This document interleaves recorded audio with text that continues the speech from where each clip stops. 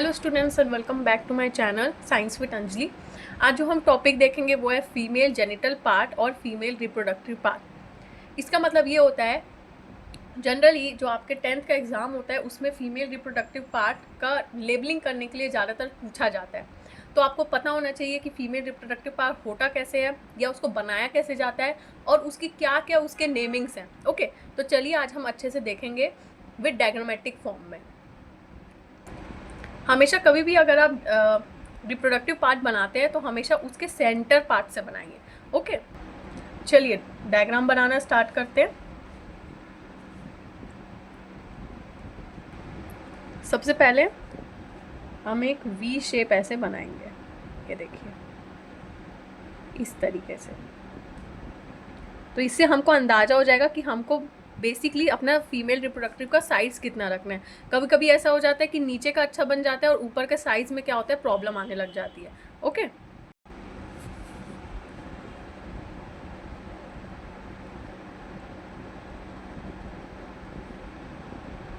ये हम लोग ने सेंटर पार्ट बना लिया।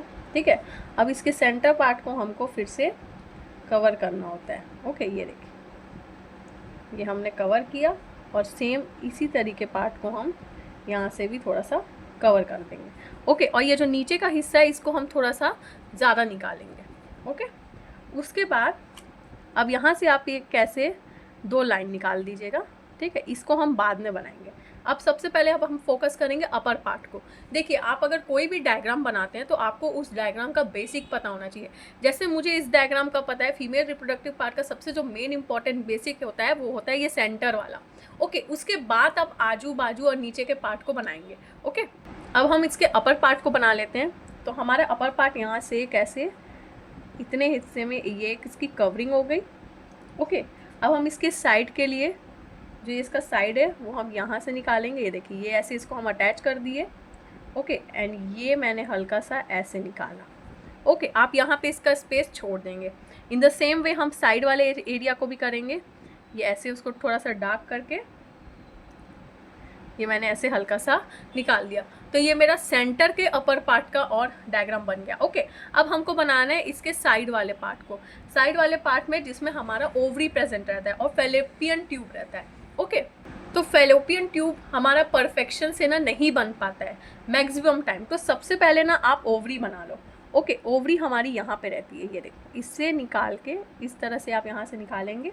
ओके, और ये हमने हमारी ओवरी बना दी। Okay, in the same way हम इस तरफ भी करेंगे।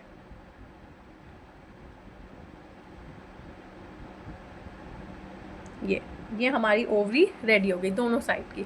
अब इसके थ्रू इससे हमको अंदाज़ा हो जाता है कि हमारा फेलोपियन ट्यूब जो है वो कितना हमको उसको स्ट्रेच वे में निकाल के इससे हमको कनेक्ट करना होता है।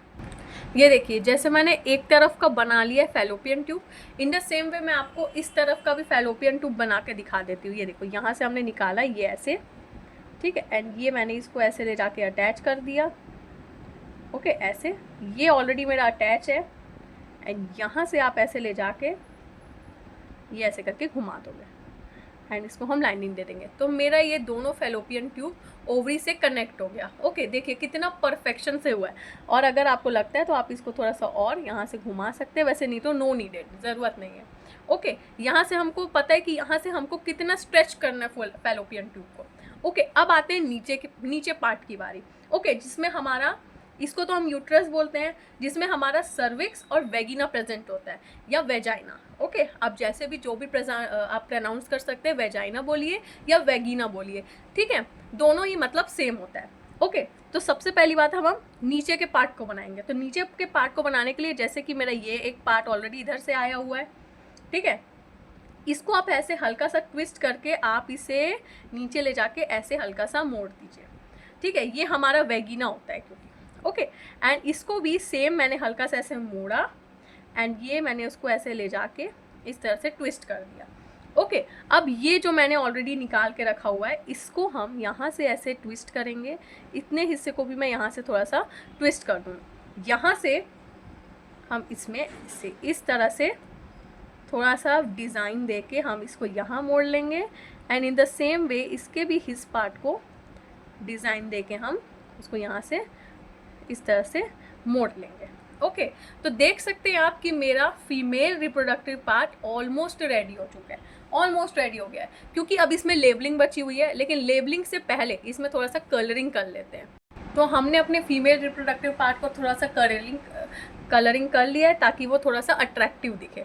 ओके, कलरिंग करने से ये होता है कि आप एज अ साइंस स्टूडेंट है तो यस, हमको हमारे हर डायग्रामेटिक फॉर्म को आपको एक कलरिंग के फॉर्म में प्रेजेंट करना होता है। ओके, ताकि वो बहुत ही अच्छा दिखे, क्लियर दिखे, अट्रैक्टिव दिखे, जैसे ये दिख रहा है। ओके, अब चलिए इसकी फटाफट से लेबलिंग कर लेते हैं कि कौन कौन सी चीज़ों को हम क्या क्या बोलते हैं। सबसे पहली बात तो ये ऊपर से लेबलिंग करनी स्टार्ट करेंगे। इसको हम बोलते हैं फैलोपियन ट्यूब, इसको हम बोलते हैं फैलोपियन ट्यूब, इसको हम बोलते हैं ओवरी। ये सर्कुलर शेप टाइप का जो दिख रहा है थोड़ा सा, उसको हम क्या बोलते हैं? ओवरी। इसको हम बोलते हैं यूट्रस। ओके, इसकी लेबलिंग आप लोग याद रखेंगे क्योंकि इसकी लेबलिंग ही जो होती है वो एग्जाम में आती है और कंपलसरी फॉर्म में आती है। ओके, इसको बोलते हैं हम यूट्रस। ओके, और ये नीचे वाले हिस्से को हम क्या बोलते हैं? सर्विक्स। नीचे वाले हिस्से को हम बोलते हैं सर्विक्स, और ये जो होता है हमारा, ये जो होता है वो होता है हमारा वैगिना।